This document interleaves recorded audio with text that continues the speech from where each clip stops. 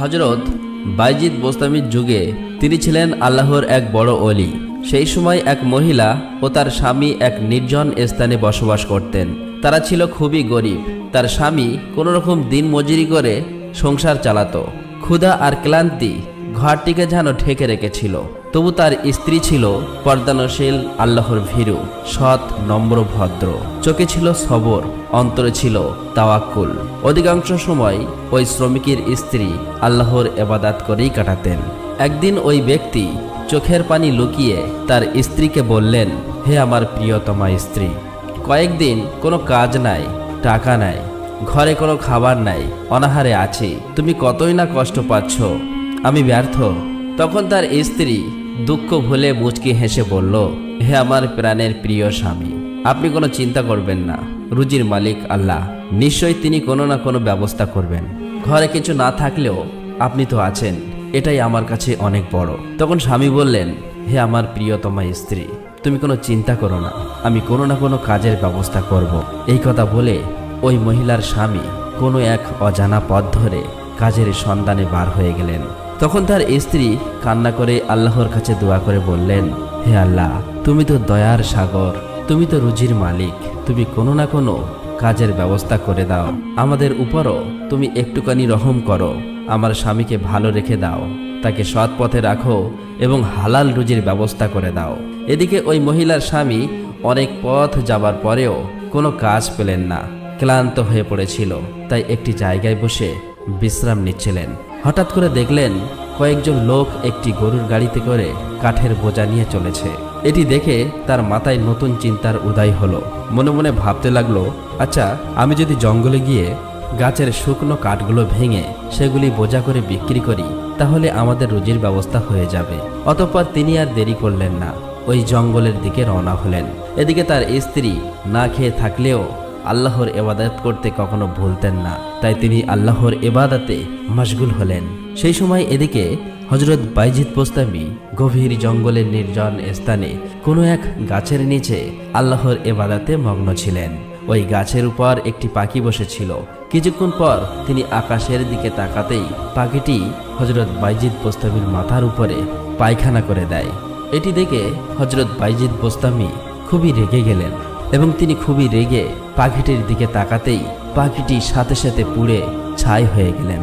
অতঃপর তিনি সেখানে আর থাকলেন না, অন্য কোনো জায়গায় যাওয়ার জন্য প্রস্তুত হলেন। হযরত বাইজিদ বোস্তামি কোনো এক অজানা পথে রওনা হলেন। কিছু দূর যাওয়ার পর তিনি বুঝতে পারলেন আসরের নামাজের সময় হয়ে গেছে, তাই অজু করার জন্য পানির সন্ধান করতে লাগলেন। কিছু দূর লক্ষ্য করে দেখলেন এক মহিলা একটি গুহা থেকে পানি ওঠাচ্ছে। কিন্তু বাইজিদ বোস্তামি জানত না ওই মহিলা হলো সেই শ্রমিকের স্ত্রী, আল্লাহর ভীরু, পর্দানশীল, আল্লাহর পছন্দর বান্দি। এটা দেখে তিনি মনে মনে বললেন, ওই স্থানে গেলেই আমি অজুর পানি পাবো, যাই ওখানে গিয়ে অজু করে নামাজ আদায় করি। এই কথা বলার পর তিনি অতি দ্রুত ওই কুয়ার কাছে হাজির হলেন এবং বললেন, মা, আমাকে এক লোটা পানি দেবে, আমি অজু করব। কিন্তু ওই মহিলাটি কিছুই বলছে না, কুয়া থেকে পানি তুলে নিচে ফেলে দিচ্ছে। এটা দেখে হযরত বাইজিদ বোস্তামি আবার বললেন, মা, নামাজের সময় হয়ে গেছে, তাই আমার অজু করার দরকার, আপনি আমাকে এক লোটা পানি দেবেন। কিন্তু ওই মহিলাটি তারপরেও পানি দিলেন না, কুয়া থেকে পানি তুলে নিচে ফেলে দিচ্ছে। কিছুক্ষণ পর ওই মহিলাটি কোনো প্রশ্নের উত্তর না দিয়ে সেখান থেকে চলে গেলেন। এটা দেখে হযরত বাইজিদ বোস্তামি খুবই রেগে গেলেন। তিনি মনে মনে বললেন, বাইজিদ বোস্তামি পাখির দিকে চেয়ে দেখলে পাখি পুড়ে ছাই হয়ে যায়, এই মহিলা কি জানে? আর এই মহিলার কাছে অজুর পানি চাইলাম, তবুও পানি দিল না, একেও আমি শিক্ষা দেব। এই কথা বলে ওই মহিলার পিছনে পিছনে যেতে লাগলো। কিছু দূর যাওয়ার পর ওই মহিলার দেখা পেল না, সে কোথায় চলে গেল কিছুই বুঝতে পারছে না। তখন কয়েকজনকে জিজ্ঞাসা করলো, প্রিয় ভাইয়েরা, এই পথে এক পর্দানশীল মহিলা গিয়েছে, আপনারা কি বলতে পারবেন তার বাড়ি কোথায়? তখন তারা বলল, আমরা তো তাকে চিনি না, তার বাড়ি কোথায় আমরা বলতে পারবো না, আপনি অন্য কারোকে জিজ্ঞাসা করুন। তখন বাইজিদ বোস্তামি আবারও যেতে লাগলো। কিছু দূর যাবার পর দেখলো কয়েকজন দাঁড়িয়ে আছে। তখন তাদেরকে জিজ্ঞাসা করলো, আপনারা কি বলতে পারবেন এই পথে এক পর্দানশীল মহিলা গিয়েছে, তার বাড়ি কোথায়? তারা বলল, আমরা তাকে চিনি না, আমরা তো জীবনে তাকে দেখিনি। কিন্তু পাশ থেকে একজন মহিলা বলল, ওই মহিলাটি হলো এক গরিব শ্রমিকের স্ত্রী। এখান থেকে কিছু দূর এক নির্জন স্থানে তাদের বাড়ি। সে আর তার স্বামী বসবাস করে। অতঃপর প্রায় সন্ধ্যার সময় বাইজিদ বোস্তামি সেই মহিলার বাড়ির কাছে এসে হাজির হলেন। দেখলেন বাড়ি একেবারে নিস্তব্ধ, কোনো আওয়াজ নেই। আবার ঘরের দরজা জানালা সবই বন্ধ। বাইরে দাঁড়িয়ে বাইজিদ বোস্তামি বললেন, বাড়িতে কেউ আছেন? কোনো উত্তর এলো না। তখন তিনি আবারও বললেন, মা, বাড়িতে কি কেউ আছেন? তখন ঘরের ভিতর থেকে ওই মহিলা উচ্চস্বরে বলল, হে বাইজিদ বোস্তামি, ভালো করে শুনে রাখ, রাগ দেখিয়ে জঙ্গলের পাখি পোড়ানো যায়, কিন্তু অন্য কিছু পোড়ানোর চিন্তা করো না। মহিলার এই কথা শুনে হযরত বাইজিদ বোস্তামি একেবারে স্তব্ধ হয়ে গেলেন। সে কিছুই বুঝতে পারছে না। তখন তিনি বললেন, মা, তুমি কে? তোমার সাথে আর ঘরে কে কে থাকে? তুমি এই খবর জানলে কিভাবে? তখন ওই মহিলা আবার ঘরের ভিতর থেকে বলল, আমি হলাম এই বাড়ির একজন বউ। আমি আর আমার স্বামী এখানে থাকি। আপনার প্রশ্নের উত্তর আমি আজকে দিতে পারবো না, কেননা আমার স্বামী ঘরে ফেরার সময় হয়ে গিয়েছে। তার জন্য খাবারের ব্যবস্থা করতে হবে, তাকে সেবা করতে হবে। আপনি অন্য কোনো দিন আসুন, আমার স্বামীর কাছ থেকে অনুমতি নিয়ে আপনাকে বলবো। এই কথা শুনে হযরত বাইজিদ বোস্তামি আর কিছু বললেন না, সেখান থেকে চলে গেলেন। রাতের বেলা এক স্থানে বাইজিদ বোস্তামি বসেছিলেন। মনে মনে ভাবলেন, ওই মহিলা কিভাবে জানলো ওই পাখির ঘটনা? আমি আর আল্লাহ ছাড়া তো ওই নির্জন জঙ্গলের মাঝে কেউ ছিল না। তাহলে এই খবর সে কিভাবে জানলো? আমাকে জানতেই হবে কোন আমলের কারণে সে এমন গোপন কথা জেনে ফেলেছে। এই চিন্তা যেন তাকে অস্থির করে তুলেছে। অতঃপর পরের দিন আবারও হযরত বাইজিদ বোস্তামি ওই মহিলার বাড়ির কাছে এসে হাজির। বাড়ির বাইরে থেকে আওয়াজ দিয়ে বললেন, মা, বাড়িতে কি আছেন? ওই মহিলা ঘরের ভিতর থেকে বললেন, হে বাইজিদ বোস্তামি, আমি জানি তুমি শুনতে এসেছো কেন তোমাকে অজুর পানি দেয়নি। এই কথা শুনে আবারও বাইজিদ বোস্তামি হতভম্ব হয়ে গেলেন। তিনি নরম সুরে বললেন, আচ্ছা মা, তুমি কি অন্তর্চোখ দিয়ে সবকিছু জানতে পারো? আমি এটাই জানতে এসেছি, আমাকে অজুর পানি দাওনি কেন? তুমি তো পানি ফেলে দিচ্ছিলে। তখন ওই মহিলা ঘরের ভিতর থেকে বলতে লাগলো, হে বাইজিদ বোস্তামি, শুনে রাখো, তুমি যেদিন আমার কাছে পানি চাইছিলে সেদিন আমি জোহরের পরে আল্লাহর ইবাদত করছিলাম। আমার অন্তর্চক্ষু দিয়ে দেখতে পেলাম ওই স্থান থেকে প্রায় 150 মাইল দূরে একটি ঘরে হঠাৎ করে আগুন লেগে যায়, আর তারা পানি পানি করে চিৎকার করছিল। কিন্তু সেখানে পানি না থাকার কারণে ঘরটি দাও দাও করে জ্বলছিল। এটি দেখার সাথে সাথে আমি ওই কূপের কাছে ছুটে যাই। সেই মহান আল্লাহর কাছে দোয়া করার পর কূপ থেকে পানি তুলে সেই পানি ওই আগুন লাগা ঘরে ছুঁড়ে দিচ্ছিলাম। ফলে সেই ঘরের আগুন লাগা বন্ধ হয়ে যায়। কিন্তু সেই সময় তুমি অজুর পানি চেয়েছিলে, ফলে আগুন নেভানোর জন্য আমি তোমার অজুর পানি দিতে পারিনি। এই কথাগুলি শুনে হযরত বাইজিদ বোস্তামি একেবারে অবাক হয়ে গেলেন। তিনি বুঝতে পেরেছেন এ মহিলা সাধারণ কোনো মহিলা নয়, সে আল্লাহর পছন্দনীয় বান্দি, তার অনেক অলৌকিক ক্ষমতা আছে। তখন হযরত বাইজিদ বোস্তামি বললেন, আচ্ছা মা, তুমি এমন অলৌকিক ক্ষমতা কিভাবে পেয়েছো? তুমি কি এমন আমল করেছো যার ফলে তোমার অন্তর্চক্ষু খুলে গেল? আমাকে কি বলবে যাতে আমিও সেই আমল করতে পারি? তখন ওই মহিলাটি ঘরের ভিতর থেকে বলল, হে বাইজিদ বোস্তামি, এখন আর কিছু বলতে পারবো না। এই আমলের কথা জানার জন্য তুমি আগামীকাল এসো, কেননা আগামীকাল আমার স্বামী বাড়িতে থাকবে। তখন এই কথাগুলি জেনে নিও। এই কথা শোনার পর হযরত বাইজিদ বোস্তামি সেখান থেকে চলে গেলেন। পরের দিন আবারও বাইজিদ বোস্তামি ওই আমলের কথা জানার জন্য খুবই আগ্রহ নিয়ে তাদের বাড়ির কাছে এসে হাজির হলো। সেখানে এসে দেখলো বাড়ির ভিতর থেকে বন্ধ। এটা দেখে তিনি খুবই অবাক হলো। আগের দিনের মতো কোনো কিছু জিজ্ঞাসা না করে চুপি চুপি তাদের জানলার কাছে গিয়ে দেখলো ওই মহিলার স্বামী নামাজ পড়ছে এবং ওই মহিলাটি হাত পাখা নিয়ে বাতাস করছে। এটা দেখে বাইজিদ বোস্তামি বিস্ময়ে হতবাক হয়ে গেলেন। তিনি আর কিছু বললেন না। যখন নামাজ পড়া শেষ হলো তখন তিনি আওয়াজ করে বললেন, বাড়িতে কে কেউ আছেন? আমি একজন মুসাফির, দয়া করে আমাকে একটুখানি ঘরের ভিতরে ঢোকার অনুমতি দিন। তখন ওই মহিলার স্বামী জিজ্ঞাসা করলো, ভাই, আপনাকে তো আমি চিনলাম না, আর কোন বিশেষ প্রয়োজনে এখানে এসেছেন? তখন হযরত বাইজিদ বোস্তামি বললেন, প্রিয় ভাই, একটু আগে দেখলাম আপনি নামাজ পড়ছিলেন আর পিছনে আপনার স্ত্রী দাঁড়িয়ে বাতাস করছিল, এর কারণ কি?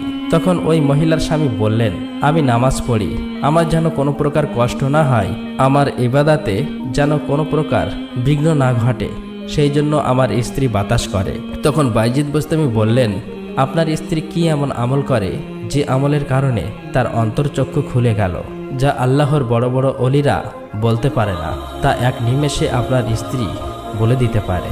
তখন ওই মহিলার স্বামী বলল, ভাই, আমি খুবই গরিব, আমার স্ত্রীকে ঠিকমতো খাবার দিতে পারিনি, ভালো পোশাক দিতে পারিনি, তবুও কখনো সে এতটুকু রাগ করেনি, নিন্দা করেনি, আমাকে সামান্য ব্যথা দেয়নি, বরং তার মুখে আছে হাসি, অন্তরে আছে তাওয়াক্কুল, ধৈর্য, আর আছে আল্লাহর উপরে ভরসা।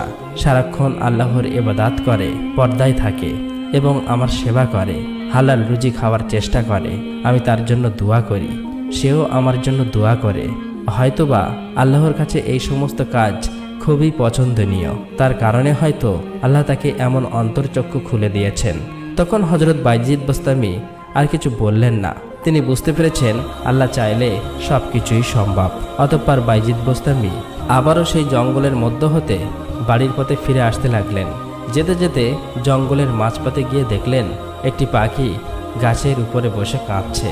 এটা দেখে বাইজিদ বোস্তামির খুবই দুঃখ হলো। সঙ্গে সঙ্গে তিনি আল্লাহর কাছে দোয়া করে বললেন, হে আল্লাহ, আমি তোমার বান্দা, আমি 40 বছর তোমার ইবাদত করেছি, আমার ইবাদত তুমি কবুল করেছ। তুমি তো সুলাইমান নবীকে পশু পাখির ভাষা বোঝার ক্ষমতা দিয়েছিলে। ওগো আল্লাহ, আজকে আমাকেও এই পশু পাখির ভাষা বোঝার ক্ষমতা দাও, কেননা এই পাখিকে দেখে আমার খুবই কষ্ট হচ্ছে। অতঃপর হযরত বাইজিদ বোস্তামি এক দৃষ্টিতে পাখিটির দিকে চেয়ে বললেন, ওহে ছোট্ট পাখি ছানা, তোমার কি এমন দুঃখ, এমন করে কাঁদছ কেন? তখন আশ্চর্যজনকভাবে পাখিটি বলতে লাগলো, হে আল্লাহর ওলি, আমার ছানাটি নিচে পড়ে গেছে, শিকারী এক সাপ ওকে নিয়ে যাচ্ছে, আমি কিছুই করতে পারছি না, আপনি তো আল্লাহর প্রিয় বান্দা, দয়া করে আমাকে সাহায্য করুন। তখন হযরত বাইজিদ বোস্তামি চোখ বন্ধ করে উচ্চস্বরে ধমক দিয়ে বললেন, ওরে সাপ, আল্লাহর আদেশে থেমে যা, এই পাখি ছানাকে কোনো ক্ষতি করবি না। এই কথা শোনা মাত্রই সেই সাপ সঙ্গে সঙ্গে স্থির হয়ে গেল। সাপ নিজেই সেই পাখিকে তার মায়ের কাছে ফিরিয়ে আনলেন। তখন সেই পাখি উড়ে এসে বাইজিদ বোস্তামির কাঁধে বসলেন এবং আল্লাহর শুকরিয়া আদায় করলেন। তারপর পাখিটি ডানা ঝাপটাতে ঝাপটাতে আকাশের দিকে উড়ে গেলেন। এই ঘটনার পর বেশ কয়েক বছর অতিবাহিত হয়ে গেল। একদিন হযরত বাইজিদ বোস্তামি এক নতুন সফরে রওনা হলেন। কোনো কাফেলা নেই, তিনি একা, কিন্তু চোখে আছে অদ্ভুত এক নীরব দীপ্তি। আসলে তিনি ছিলেন তাসাউফ ও মারফাতের এক জ্বলন্ত দীপশিখা। কিছু দূর যাওয়ার পর তিনি দেখলেন এক বৃদ্ধ দাঁড়িয়ে আছে। বৃদ্ধ জিজ্ঞাসা করল, বায়জিদ, তুমি কোথায় যাচ্ছ বাবা? হযরত বাইজিদ বোস্তামি মৃদু হেসে বলল, রবের কাছে, তার পথে যাচ্ছি। লোকেরা জানতো এই মানুষটি আল্লাহর এক বিশেষ প্রিয় বান্দা। তার দৃষ্টি ছিল অন্তরের গভীরে, তার কান্না ছিল আত্মার ভাষা। তাই তারা আর কিছু বলেনি, শুধু দূর থেকে তার দিকে তাকিয়েছিল স্তব্ধ হয়ে। এইভাবে হযরত বাইজিদ বোস্তামি বহু পথ অতিক্রম করার পর এক সমুদ্রের তীরে এসে হাজির হলো। সেখানে কোনো নৌকা ছিল না, কোনো মাঝি ছিল না। তখন বাইজিদ বোস্তামি দাঁড়িয়ে দাঁড়িয়ে চিন্তা করছে কিভাবে সেই সমুদ্রে পাড়ি দেবে। ঠিক সেখান থেকে কিছুটা দূরে এক মাঝি বিশ্রাম নিচ্ছিলেন। তিনি সম্পূর্ণ লক্ষ্য করে দেখলেন একজন ব্যক্তি দাঁড়িয়ে আছে সমুদ্র পার হবে বলে, কিন্তু কিছু না থাকায় খুবই চিন্তিত হয়ে পড়েছে। এদিকে বাইজিদ বোস্তামি সেখানেই দাঁড়িয়ে আছে। সমুদ্র যেন তাকে বলছে, বায়জিদ, এগিয়েও না, ফিরে যাও। কিন্তু তিনি তো থামার পাত্র নয়। তিনি আকাশের দিকে তাকিয়ে চোখ বন্ধ করে আল্লাহর কাছে দোয়া করে বললেন, হে আমার রব, আমি তো তোমার প্রেমের পথে বের হয়েছি। তুমি যদি চাও এই পানির উপর দিয়ে হেঁটে যাই, তাহলে সবই সম্ভব। হে আমার রব, আমার সমুদ্র পারাপার হবার ব্যবস্থা করে দিন। ঠিক তখন এই ঘটে যায় এক অলৌকিক ঘটনা। তিনি আল্লাহর নাম করে পানির উপরে পা দিলেন, আর সাথে সাথে পানি শক্ত মাটির মতো হয়ে গেল। তিনি পানির উপর থেকে এক পা দুপা করে এগিয়ে চলছে। এমন অলৌকিক ঘটনা চোখের সামনে দেখার পরে সেই মাঝি চিৎকার করে বলে উঠল, আল্লাহর কসম, আমি জীবনে এমন কিছু দেখিনি। এ তো কোনো মানুষ নয়, এ তো এক আউলিয়া। এই কথা বলার পর সে অতি দ্রুত ছুটে আসলো এবং বলল, হুজুর, আমাকে আপনার খেদমত করার সুযোগ দিন। আল্লাহর কসম, যে আল্লাহর হয়ে চলে, আল্লাহ তার জন্য প্রকৃত বদলে দেন। হুজুর, আপনি তার প্রত্যক্ষ প্রমাণ। লোকটি তখন বাইজিদ বোস্তামির হাতে হাত দিয়ে মরিদ হয়ে গেল। অতঃপর একদিন হযরত বাইজিদ বোস্তামি তার হুজরা শরীফে উপস্থিত ছিলেন। সেই সময় তার এক বিধর্মী শত্রু এসে বাইজিদ বোস্তামিকে বললেন, আচ্ছা, আপনি তো আল্লাহর ওলি, তাহলে দূরের ওই পাহাড়ের গুহার রহস্য আমাকে বলে দিন। যদি বলতে পারেন তাহলে আমি আপনার ধর্ম গ্রহণ করব। তখন বাইজিদ বোস্তামি অন্য মনস্কভাবে অস্বীকার ভাব প্রকাশ করে বলল, ওই পাহাড়ের গুহার মধ্যে আমার এক বন্ধু বাস করে, তুমি সেখানে গিয়ে তার কাছ থেকে এ বিষয়ে জেনে নাও, সে ব্যাখ্যা করে বলবেন। এই কথা শুনে ওই লোকটি সাথে সাথে সেই পাহাড়ের কাছে গুহার মধ্যে প্রবেশ করলেন। পাশে চেয়ে দেখলেন একটি বিশাল বড় অজগর সাপ সেখানে আছে। এটা দেখে সেখানেই সে বেহুশ হয়ে পড়লেন। সারা রাত ওই ব্যক্তি বেহুশ অবস্থায় সেখানেই ছিল। পরের দিন সকালবেলা হুঁশ ফিরলে সে দেখল অজগর সাপ সেখানে নেই। তখন ওই লোকটি হাঁপাতে হাঁপাতে হজরত বাইজিদ বোস্তামির কাছে এসে হাজির হলো এবং বলল, হুজুর, আমাকে মাফ করে দাও। তখন হজরত বাইজিদ বোস্তামি বললেন, তুমি আল্লাহর সৃষ্টি একটি জীবকে দেখে ভয়ে পালিয়ে এলে, তাহলে মহান আল্লাহর সৃষ্টির রহস্য জানবে কিভাবে? এই কথা শোনার পর লোকটি কিছু বললেন না, সাথে সাথে ইসলাম ধর্ম গ্রহণ করলেন। এই ঘটনার পর এক দরবেশ, তার নাম আবু সাইদ মাইখরানি, হজরত বাইজিদ বোস্তামিকে পরীক্ষা করার জন্য তার কাছে আনলেন এবং বললেন, বায়েজিদ, আপনি তো আল্লাহর ওলি, আমাকে তোমার কিছু কারামাত দেখাও। তখন হজরত বাইজিদ বোস্তামি বললেন, তুমি কারামাত দেখতে চাও? তাহলে আমার মুরিদের কাছে চলে যাও। অতঃপর এই দরবেশ বাইজিদ বোস্তামির এক মুরিদ, যার নাম রাজি বোস্তামি, তার কাছে চলে গেল। তখন রাজি বোস্তামি জিজ্ঞাসা করল, আপনি কি চান? তখন ওই দরবেশ ছলনা করে বলল, আমি গরম রুটি ও আঙুর চাই। সেই সময় রাজি বোস্তামির হাতে ছিল একটি লাঠি। সাথে সাথে ওই লাঠিটি তিনি ভেঙে দুটুকরো করলেন। এক টুকরো দরবেশকে দিলেন এবং আরেক টুকরো নিজের হাতে রাখলেন। অতঃপর কিছুক্ষণের মধ্যেই ওই লাঠি দুটি জীবিত হয়ে ছোট্ট গাছে পরিণত হলো এবং তাতে আঙুর ধরল। দরবেশের ওই গাছটিতে কালো আঙুর ধরল এবং রাজি বোস্তামির গাছটিতে সাদা আঙুর ধরল। তখনই ওই দরবেশ জিজ্ঞাসা করল, আচ্ছা, আপনার সাদা আঙুর ধরল আর আমার কালো আঙুর ধরল কেন? তখন রাজি বোস্তামি বললেন, আমি এ কারামাত আল্লাহর কাছে চেয়েছি, অথচ তুমি পরীক্ষা করার জন্য চেয়েছ। সুতরাং প্রত্যেকের রং তার চাওয়া অনুযায়ী হয়ে থাকে। এটা দেখেই তার দরবেশ আর কিছুই করলেন না। তিনি লজ্জিত হলেন এবং সেখান থেকে চলে আসলেন। হজরত বাইজিদ বোস্তামির একজন প্রতিবেশী অগ্নি পূজারী ছিলেন। তার একটি ছোট ছেলে ছিল, সে ছিল অন্ধ। তারা এতটাই দরিদ্র ছিল যে পয়সার অভাবে ঘরে কোনোদিন বাতি জ্বলত না। তার বাবা ছিল বিদেশে। একদিন বাইজিদ বোস্তামি ওই পথে যাচ্ছিলেন। তিনি লক্ষ্য করে দেখলেন অন্ধকার ঘরের মধ্যে একটি ছোট্ট ছেলে কাঁদছে। তিনি ধীরে ধীরে এগিয়ে গেলেন এবং তার মাকে জিজ্ঞাসা করলেন, কি ব্যাপার মা, আপনার ছেলে এই অন্ধকারে কাঁদছে কেন? শিশুটির মা বলল, বাবা গো, আমার ছেলে অন্ধ, চোখে দেখে না।